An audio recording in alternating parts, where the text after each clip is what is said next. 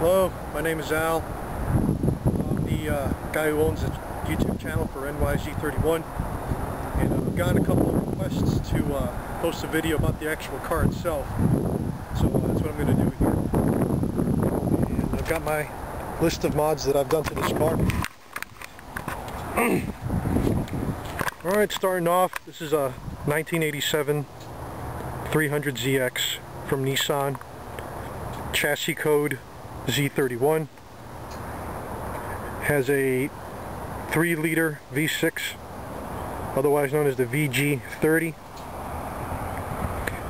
As the car came originally, it was NA, not turbocharged, but since then I've put a turbocharged engine in there, and stock power is about 200 horsepower at the crank and about 220 foot-pounds of torque.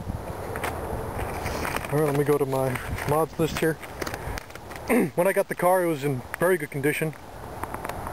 I haven't done any sort of real restoration work to the exterior yet besides waxing and cleaning and all that. The wheels, I guess, is the biggest thing. And so basically what I've been trying to do is replace 20-year-old parts, suspension and bushings and stuff like that. And then basically preparing it for the track, which will take it out hopefully in the spring. So obviously the biggest modification that's been done to this car, let me just pop the hood real quick.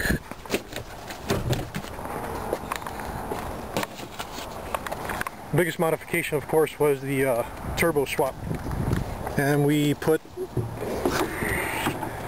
a VG30 ET, which is the turbocharged version of the VG30.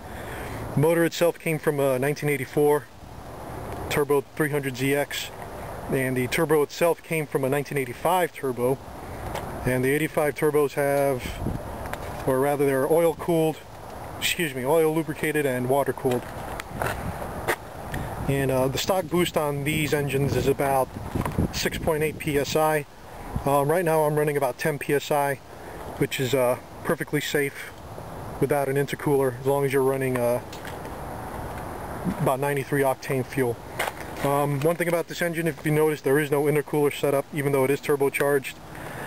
Back when Nissan created this design, they decided to go with a low amount of boost with a small turbo, so response is very good. You know, you start feeling the turbo working at around 2,500 RPM, but low boost overall. So there was really, for Nissan, they didn't really see a need for an intercooler. And in the future, that'll be one of my it'll probably be the biggest modification to the engine bay itself, is putting an intercooler setup in here.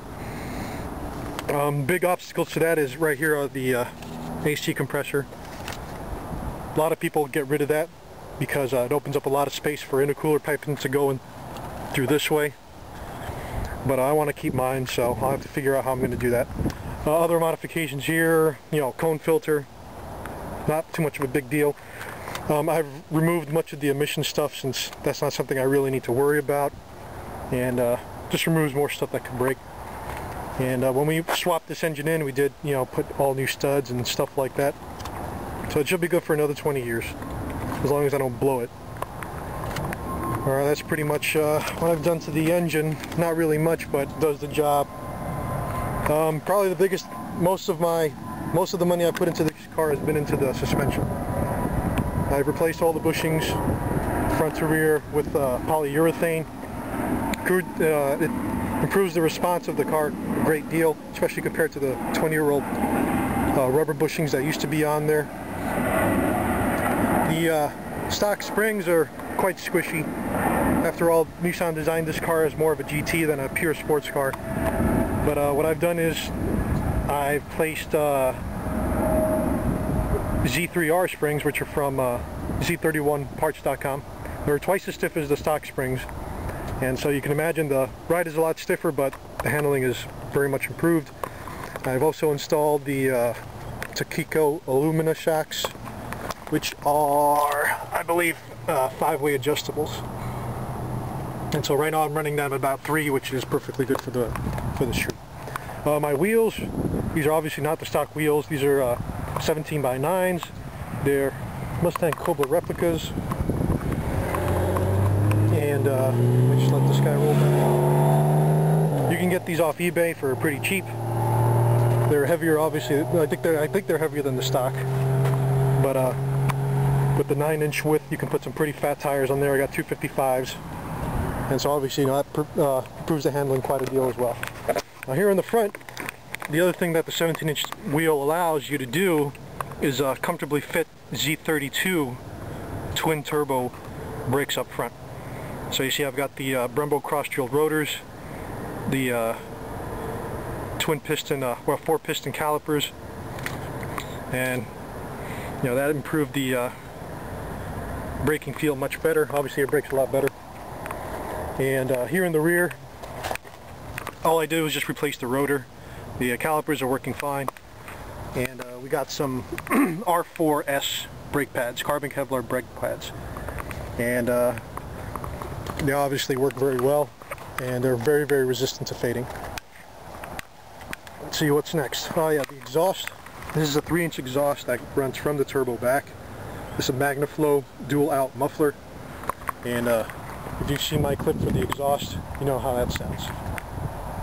Here in the interior, I basically replaced a lot of broken parts.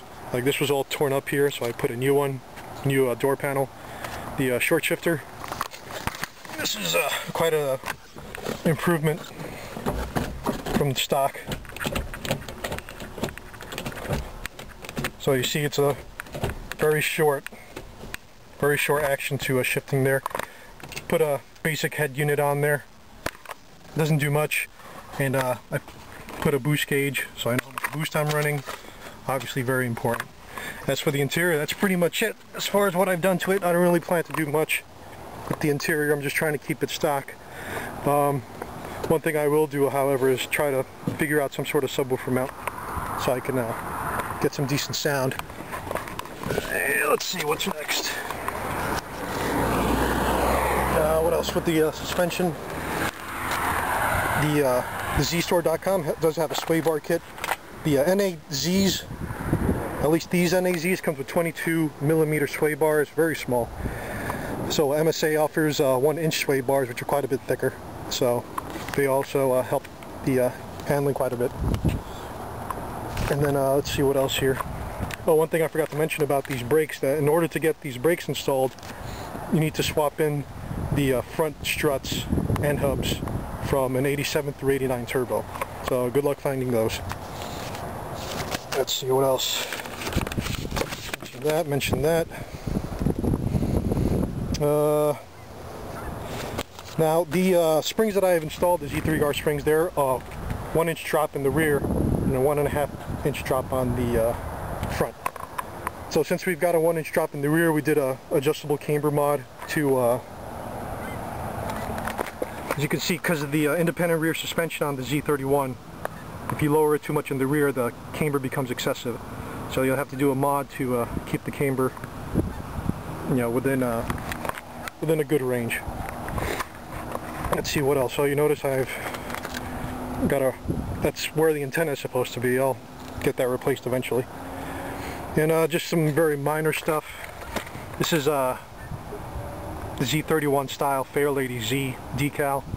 I took out the 300ZX one because that was pretty hard to read, and you know, I guess I wanted a JDM look to it. And I guess that's pretty much it. Haven't really done much to it, you know, just basically restoring it, getting it back to showroom condition and a little bit better. And future plans, once I get the money, we have to do an intercooler setup. I have to buy new injectors, and obviously a bigger turbo, probably T3 T4 hybrid, and that should be good for at least 350 rear wheel horsepower. And that's pretty much it. Hope you enjoyed.